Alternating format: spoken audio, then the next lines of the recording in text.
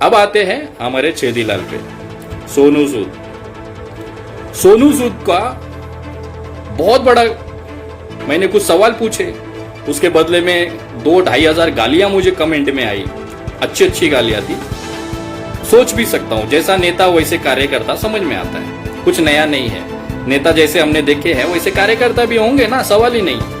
संगत का असर होता है। संगत का असर ऐसा होता है कि आज तक कभी भी चुनाव के पहले अमेरिका में दंगे नहीं हुए ना, संगत का असर इसको ही बोलते हैं। तो वो संगत का असर कार्यकर्ताओं में दिखना है। माँ बाप की गालियां देना उल्टा सीधा ठीक है, समझ में आता है, परवरिश ही ऐसी हुई है तो सवाल ही नहीं उठता है। खैर, सोनू सूद जी की पहली बस 10 मई सन 2020 को जाती है।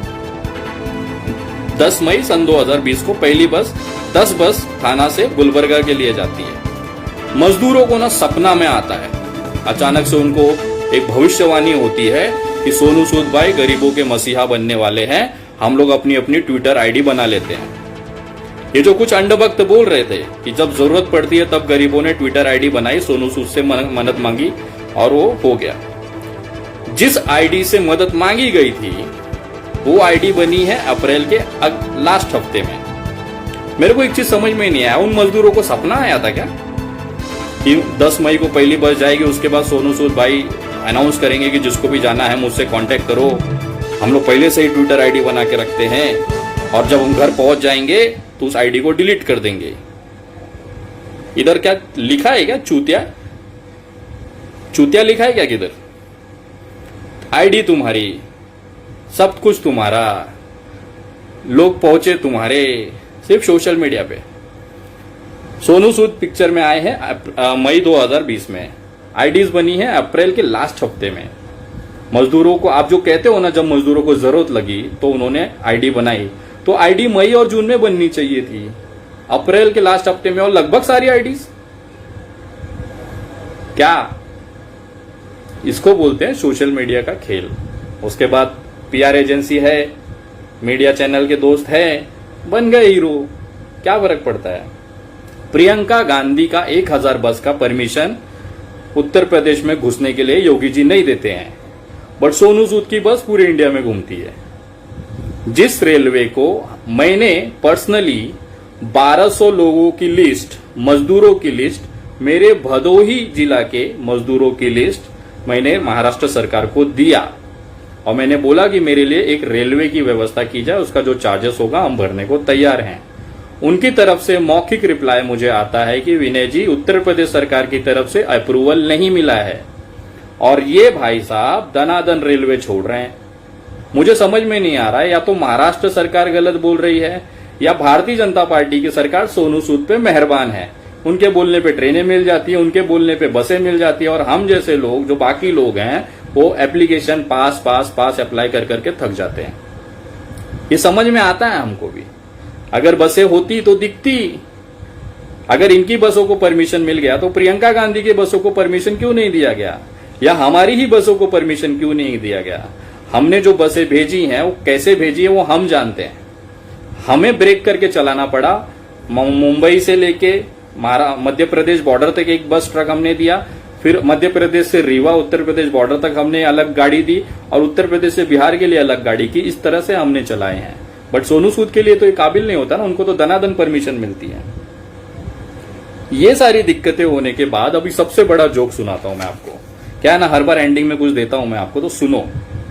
सोनू सूद जी को एक बंदा ट्वीट करता है, वो कहता है कि दरभंगा में एक गर्भवती महिला ने बच्चे को जन्म दिया, जिसने उसका नाम सोनू सूद रखा।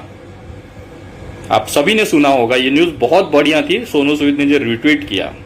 दरभंगा में एक महिला ने एक नवजात बच्चे को जन्म दिया, जिसका नाम सोनू सूद रखा गया। क्या किसी ने उस महिला को देखा? क्या किसी ने उस बच्चे को देखा? और जिसने ये खबर सुनाई उसको, वो बंदा दिल्ली में बैठा हुआ है। जिस आईडी से ये जानकारी उनको मिली, वो बंदा दिल्ली में बैठा हुआ है। मेरी टीम की तरफ से जब उसे कांटेक्ट किया गया, कोई जवाब नहीं। मुझे एक बात बताओ, किसी भी न्यूज चैनल में, किसी भी यूट्यूब चैनल पे वो महिला का कहीं पे भी पहचान पता चला है क्या कि दरभंगा में वो कहाँ है? इसी तरह से ये मसीहा बनते हैं। जो चीज है ही नहीं, जो चीज का अस्तित्व ही नहीं है, वही हमारा प्रचार है। इसी को तो एक्टिंग कहते हैं, इसी को तो हमारा एक्टिंग कहते हैं। और सोनू सूद जी भारतीय जनता पार्टी के आईटी सेल आप पे मेहरबान है, उसका कारण है मुसलमानों ने रोजा रहते हुए भी, अपने रोजा रहते हुए भी, दिन भर भूखे होते हुए भी रास्ते पे जा रहे हर मजदूर की मदद की। उन्होंने उनको खाना खिलाया, पानी पिलाया, और वो धीरे धीरे एक अच्छी उनकी छवि महाराष्ट्र में, देश के अंदर बन रही थी। पूरे देश के मुसलमानों ने मजदूरों को रास्ते चलते को मदद किया। और उसके बाद जिस तरह से उनकी छवि बन रही थी, तो भारतीय जनता पार्टी को एक बैकअप चाहिए था। मुसलमान अगर हीरो बन गए देश में तो कैसा चलेगा? उसी के लिए ये सोनू सूद जी को प्लांट किया गया। और उसको बैकअप किसका मिला? भारतीय जनता पार्टी के आईटी सेल का। इन्होंने इनको मसीहा बनाया। ना कोई व्यक्ति अस्तित्व है उसका, उसका ट्विटर आईडी अप्रैल में बन जाता है, जबकि ये अपनी मुहिम ही शुरू 10 मई से करते हैं। वो मजदूरों को सपना आ जाता है। जो लोग कहते हैं ना कि जरूरत पड़ने पे आईडी बनाई गई, तो भाई उस समय तो कोई चर्चा ही नहीं था कि सोनू सूद ऐसा कुछ कर भी रहा है। उनको सपना आ गया 20 दिन पहले कि मजदूर आएंगे, सोनू भाई छोड़ेंगे, हमको जाना है। वाह, सारा चीज समझ में आता है। कुछ लोगों को समझ में आता है, बाकी तो भाई अनपढ़ ही हैं।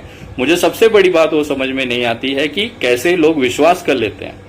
और जरूरत है, भारत में ऐसे लोगों का अस्तित्व है, तभी तो नरेंद्र मोदी जी जैसे लोग प्रधानमंत्री हैं। ऐसे लोग देश में हैं जो विश्वास कर लेते हैं, तभी तो नरेंद्र मोदी जी प्रधानमंत्री हैं, है ना? यही सारी चीजें हैं। मुसलमानों का अच्छी चीजों को दिखाने के लिए, बैकअप को उसको तबाह करने के लिए, वो चीजों को दबाने के लिए सोनू सूद को हीरो बनाया जाता है। और यही सोनू सूद भारतीय जनता पार्टी का प्रचार करता है चुनाव में। कैसे करता है जरा देखो। So I think all thanks to Sunil भाई। क्या बात है सर, अभी बहुत कुछ आने वाला है। देखिए, वो खासियत ये बात की होती है जब मेट्रो भी यहां तक आ गई है और आने वाली है बहुत। मुझे लगता है कि मैं समीर भाई से हमेशा रिक्वेस्ट करूंगा कि भाई हम आप हमारी कॉन्स्टिट्यूंसी में, मुंबई में भी आके भी हमें गाइड करते रहे, क्योंकि जो इतने कम समय में यही होगा आगे आने वाले बिहार चुनाव में। आप देख लीजिएगा, जिन भी लोगों को ये लगता है कि भाई मसीहा है अपना, देखिए 10 लोगों को पहुंचा है, मैं सलाम करता हूं। जो लोग मुझे कहते हैं कि भाई कोई अच्छा चीज कर रहा है तो उसको उंगली नहीं करनी चाहिए, कमियां नहीं निकालनी चाहिए, मैं उनसे वही चीज पूछता हूं कि भाई अगर जब मैंने मजदूरों की आवाज उठाई थी, मैं भी तो एक अच्छी चीज ही कर रहा था ना। उनको घर पहुंचाने के लिए आंदोलन हुए, मैं जेल गया, तो आप लोगों ने तो मुझे देशद्रोही बना दिया। मतलब सोनू सूद करे तो वो चमत्कार हो गया, और विनय दुबे वही चीज, वही शब्द, वही बात कहे कि मजदूरों को अपने घर छोड़ना है तो देशद्रोही हो जाता है। वाह रे दोगलो वाह, कहां से लाते हो इतना दोगलापन? ओह, मैं भी भूल जाता हूं यार, तुम लोग हैं कहां पे, किस पार्टी में। होता है, मानता हूं, कोई फर्क नहीं पड़ता।